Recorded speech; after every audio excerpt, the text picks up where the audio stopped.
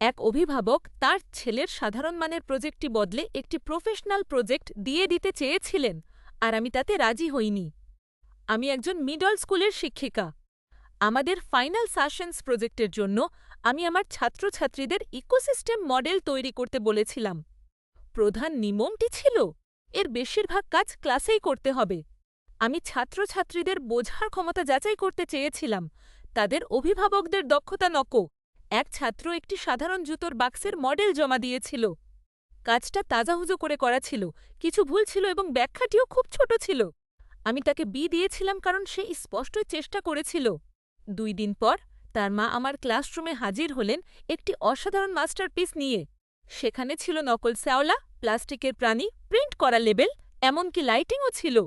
তিনি দাবি করলেন যে এটাই ছিল আসল ভার্সন যা স্কুলে শেষ করার সমন সে পানি, এবং তিনি আমার কাছে গ্রেড পরিবর্তনের দাবি জানালেন। আমি তাকে শান্তভাবে বললাম যে গ্রেডিং হরে যাওয়ার পর আমি ক্লাসের প্রজেক্টের বদলে বাজির তৈরি কোনো মডেল গ্রহণ করতে পারব না।